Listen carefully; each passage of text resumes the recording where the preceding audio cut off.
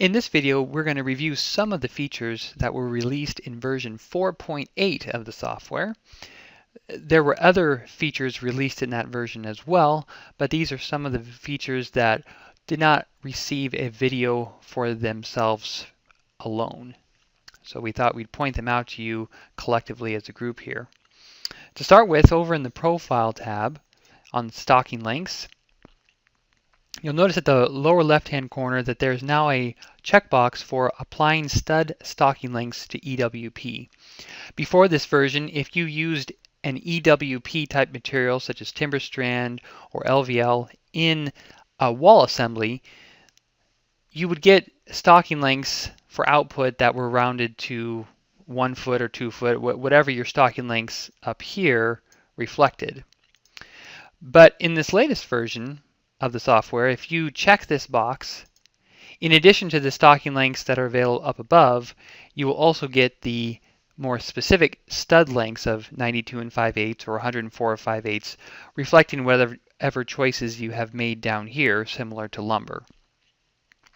Now, these additional stud lengths will only be used within the context of the wall assembly, and you'll continue to just get the ordinary stocking lengths for the rest of your materials.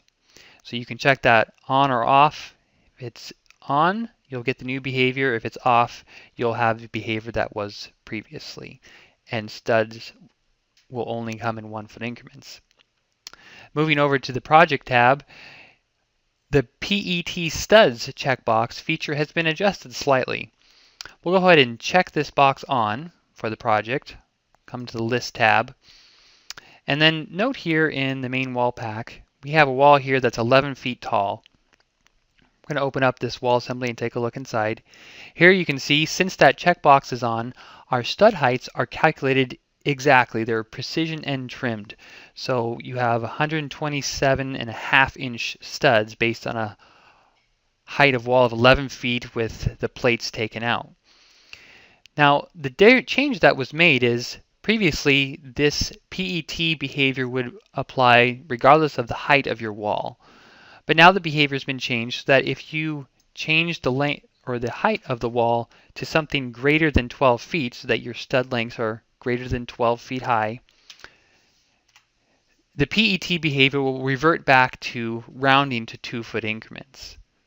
So for lengths of studs less than 12 feet, you'll get the PET behavior. But if your studs exceed 12 feet in length, they'll be rounded to the nearest 2 feet for lumber or to the nearest foot for EWP material. Turn back to the General tab and we can turn that feature off for now, and we'll get studs calculated as normal. Another few changes that were made for wall assemblies. One relates to tooltips that were added over these 4 fields at the right-hand side. So if you mouse over these different fields, you'll see what it is they reflect. Wall lengths, or the sheath length for the wall, or the upsized stud length, or the upsized bottom plate. Now previously, when you went to enter wall lengths, as you worked from left to right, you could not enter a value that was greater than a value to the left. So in this case, we could enter 100 feet for the length of the wall, and my only options previously were I could enter 100 feet or something less than that value. So it would look something like this. And I always had to enter something either equal to or less than the value to the left. In this version, those constraints have been removed. So for example, let's say that my wall didn't call for any upsized studs, but it did need some upsized plate. So now I can just tab right past the studs column, and I can make an entry of 50 feet of plate, and I'm allowed to do that in this version. Or I could come over here to the sheaths, and if I wanted to, I could enter a value that's less than the amount of plate I need. So I could enter 25 feet. Or I could enter a value that's greater than the length of the wall. So I could enter 150 feet of sheathed. So those constraints have been removed, and so as you work through your projects, just keep in mind that each of these columns will provide material based on what that column is for. So the length of the wall relates to the general framing for the wall, such as studs or plates, and the sheathing portion relates to how much sheathing will be sent. So in this case, in this example, 100 feet of framing will be sent for the wall, but 150 feet of wall sheathing will be shipped. 100 feet to cover the wall framing that's being shipped, and then 50 additional feet to be used somewhere else on a wall that doesn't require framing, perhaps in a remodel situation. So generally speaking, the constraints on wall assemblies have been removed. Looking inside of the wall assembly, a couple other fields have been changed or added. One is an additional sheathed length. Notice in this case that this wall assembly has been linked. So the value of 107 feet is tied to a line in the digitizer. We've covered linked walls in an entirely separate video, which is also a new feature. But let's say as you work on this project, you know that while you want 107 feet of wall and 107 it to be sheathed, you also just needed another 20 feet of sheathing to be shipped.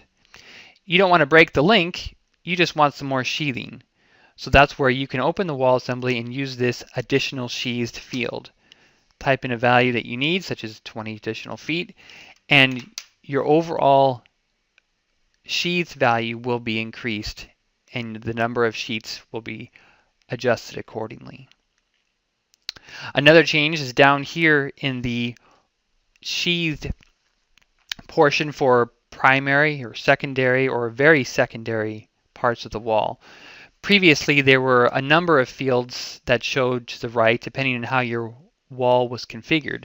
But now there's just one field for each type of sheathing. So if I need some additional secondary sheathing, I can come and make an entry for that, the length of wall that I need to cover for that value. And that value can be whatever it is that I desire. It can be less than the length of the wall, or it can exceed the length of the wall. Either way, the amount of sheathing required for that length of wall will be shipped. Moving on to a couple other smaller features. On the Notes tab, previously there was not an edit button available on the Notes order portion. So now you can edit a note that appears in your Notes order list. Also, a clear button is available on the Notes tab. If, especially when you start a project, you have a collection of notes that is added into your template that you want to remove and import another set, there's a clear button that will remove all of those notes at once. You'll get a warning box just to make sure that this is what you want to do, but at that point, all the notes will be removed. Finally, over on the framing layouts, page numbers have been applied to the layouts as you create them. So here we have the main floor framing, and we'll go and view that layout. And you'll notice in the lower left-hand corner that there's now a sheet 1 of 1 indicator. Now be aware that the number of sheets is based on the number of sheets that you're currently viewing in your wall previewer. So if you want to have 4 sheets and it to reflect sheet 1 of 4, then you'll need to use the View Selected feature. So you can select the sheets that you want to view. In this case, we're viewing all 4. View Selected. And now notice in the lower right-hand corner that it says sheet 1 of 4, and on all the pages, it reflects the same number. So there are a few different features that have been released in version 4.8 of the software, and encourage you to look at the other videos that have been created for other specific features as well.